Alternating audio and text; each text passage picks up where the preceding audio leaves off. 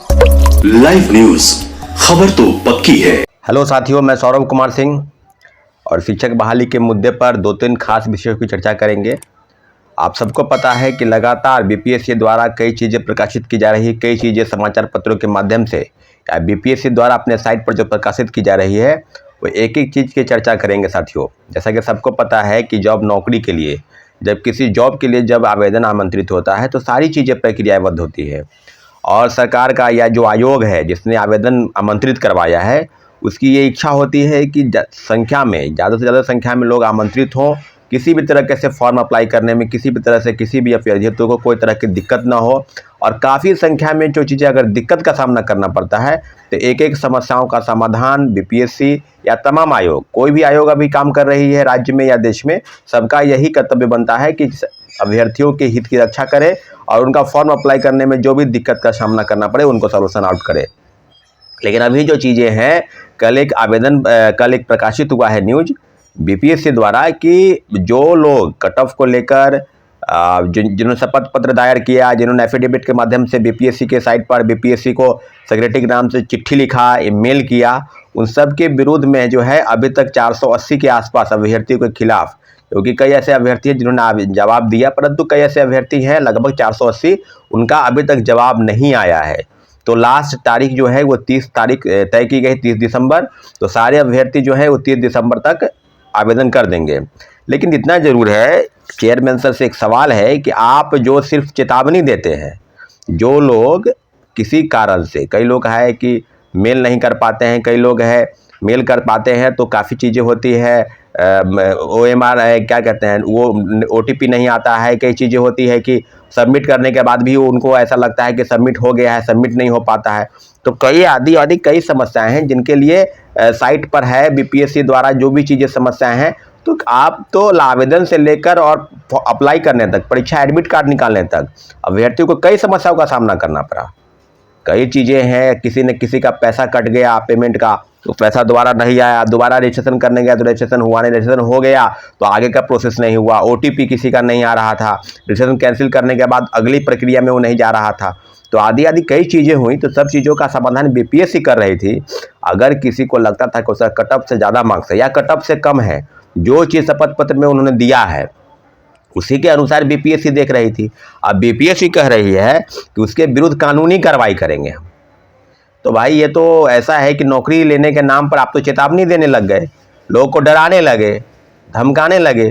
तो ये आज नहीं, बरसों से ये पेशा है, आयोग को हो या कोई भी सरकार की जो व्यवस्थाएं बनी है, सब अभ्यर्थियों को डराती ही हैं, धमकाती ही हैं कि ऐसे नहीं करोगे तो ऐसे कर देंगे, वैसे करोगे तो ऐसे कर देंगे।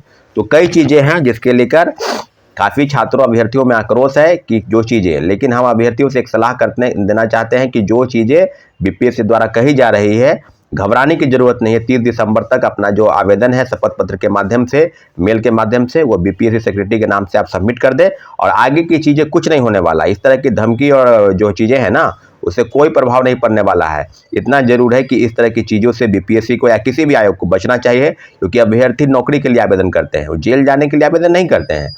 लेकिन आपके द्वारा जो आरोप लगाए गए, तो क्या बीपीएससी द्वारा जो चीज़ें सीटेट फेल वाले को, STET फेल वाले को, कई लोग के पास फर्जी प्रमाण पत्र है उनको, तो उन लोगों पर कानूनी कार्रवाई आप कर रहे हैं या अपने अधिकारियों पर आपने कानूनी कार्रवाई की?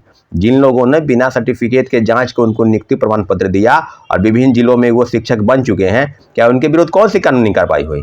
इस बात का बीपीएससी जवाब दे पहले। शिक्षक अभ्यर्थियों पर आप कानूनी कार्रवाई की जो बात कर रहे हैं, उसके पहले कई जिलों से सूचनाएं आ रही हैं कि CTET fail, STET fail, BEd fail, कई लोगों के पास कई डिग्री नहीं है और वो लोग जो है पैसा देकर नौकरी कर रहे हैं या कर लिए हैं। तो इसको हटाने की जिम्मेवारी किसकी है? ये आपकी है। तो आप बताइए ना भाई कि कौन सा लोग सही है, क्या गलत है, इस चीज़ की जानकारी आप दीजिए। तो और दूसरे प्रमुख जो खबरें हैं कि सप्लीमेंट्री रिजल्ट को लेकर जो 2700 के आसपास जो रिजल्ट आया उसके आगे क्या होगी। तो कई लोग हैं, कई साथी हैं जो कोर्ट जाना चाहते हैं। तो जो लोग कोर्ट जाना चाहते हैं वो अपना डॉक्यूमेंट जमा करेंगे, आगे की चीज़ें हम देखेंगे क्या करना है। डॉक्यूमेंट कई लोग जमा भी कर रहे हैं, कई लोग केस की तरफ आगे बढ़ भी रहे हैं, तो हम लोग उसी प्रक्रिया में हैं।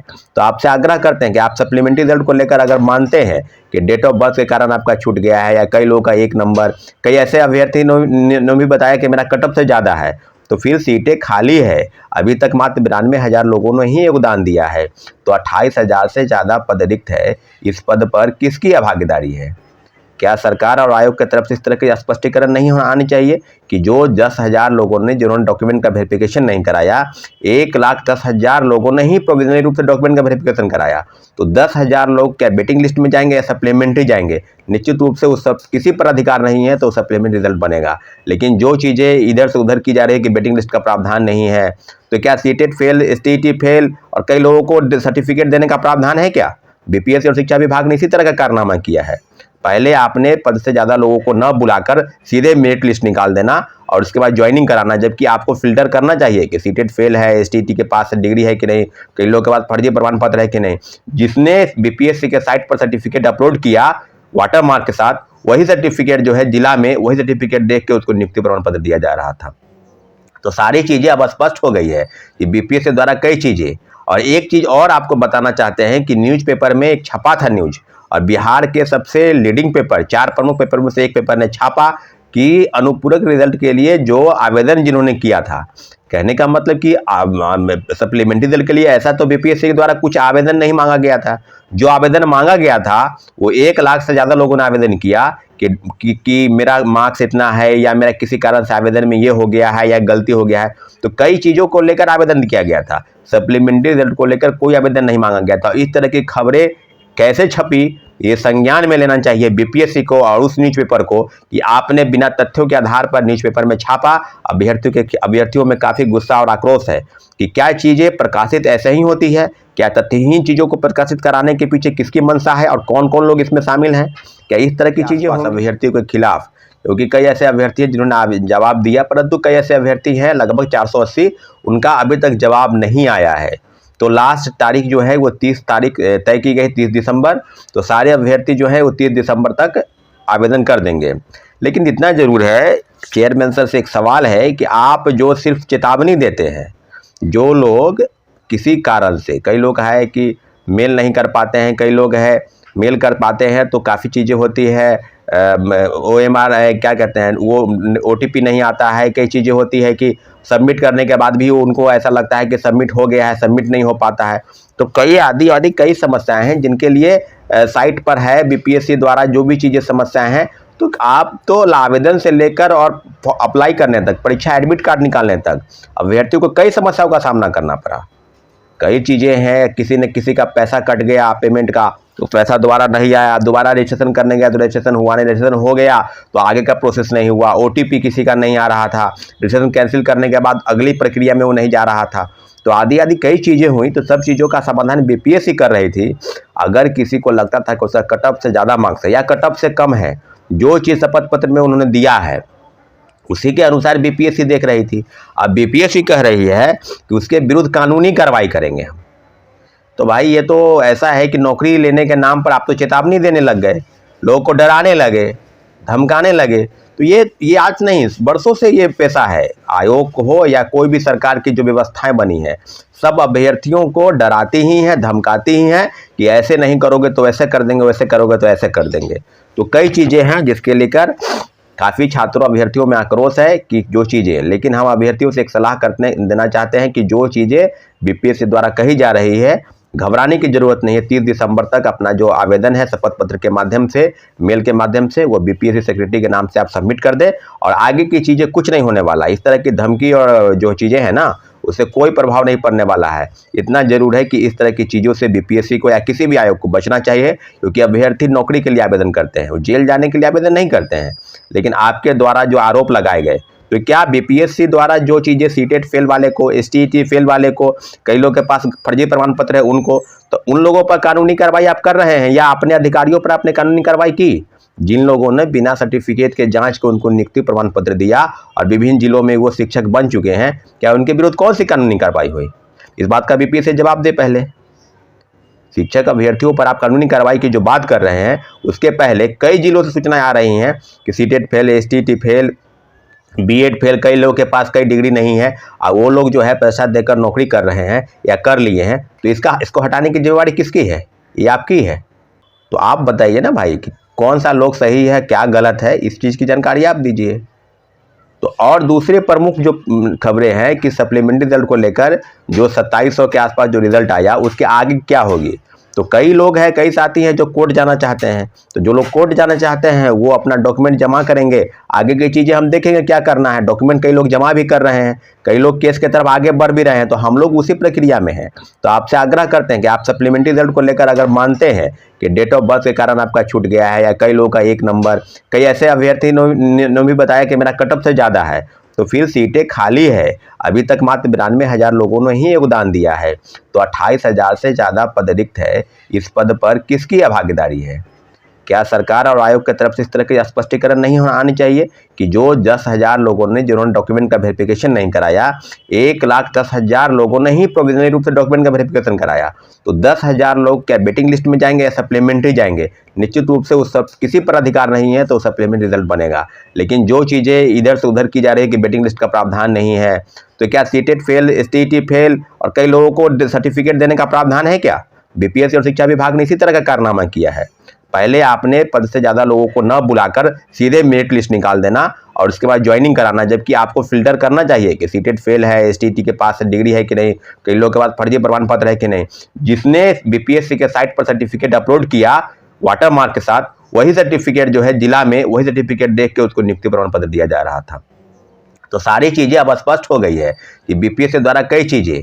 और एक चीज़ और आपको बताना चाहते हैं कि न्यूज़पेपर में एक छपा था न्यूज़, और बिहार के सबसे लीडिंग पेपर, 4 प्रमुख पेपर में से एक पेपर ने छापा कि अनुपूरक रिजल्ट के लिए जो आवेदन जिन्होंने किया था, कहने का मतलब कि सप्लीमेंट्री रिजल्ट के लिए ऐसा तो बीपीएससी के द्वारा कुछ आवेदन नहीं मांगा गया था। जो आवेदन मांगा गया था वो 1 लाख से ज़्यादा लोगों ने आवेदन किया कि मेरा मार्क्स इतना है, या मेरा किसी कारण से आवेदन में ये हो गया है या गलती हो गया है। तो कई चीज़ों को लेकर आवेदन किया गया था, सप्लीमेंट्री रिजल्ट को लेकर कोई आवेदन नहीं मांगा गया था। इस तरह की खबरें कैसे छपी, ये संज्ञान में लेना चाहिए बीपीएससी को और उस न्यूज़पेपर को कि आपने बिना तथ्यों के आधार पर न्यूज़पेपर में छापा।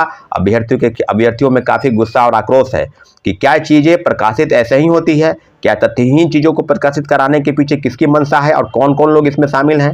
क्या इस तरह की चीज़ें होंगी? अगर न्यूज़पेपर में कुछ छपता है तो विद्यार्थी अभ्यर्थी उसी चीज़ को सही मानते हैं। तो अब चीज़ें जो है ये है कि सप्लीमेंट्री रिजल्ट को लेकर किसी तरह का आवेदन नहीं मांगा गया, कि कोई नोटिफिकेशन बीपीएससी की तरफ से या शिक्षा विभाग की तरफ जारी नहीं हुआ, तो फिर न्यूज़पेपर में इस तरह से चीज़ें कैसे प्रकाशित हो गई? तो काफ़ी गंभीर सवाल, इस सवाल का जवाब वही न्यूज़पेपर दे।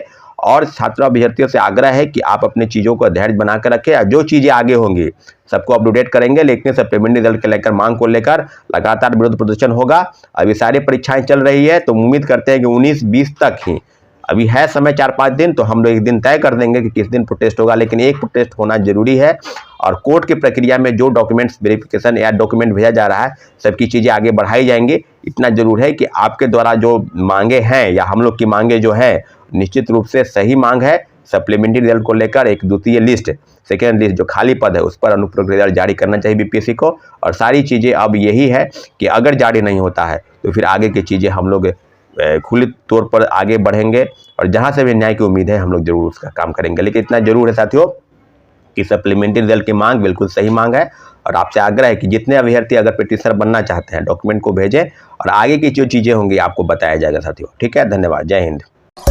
लाइव न्यूज, खबर तो पक्की है।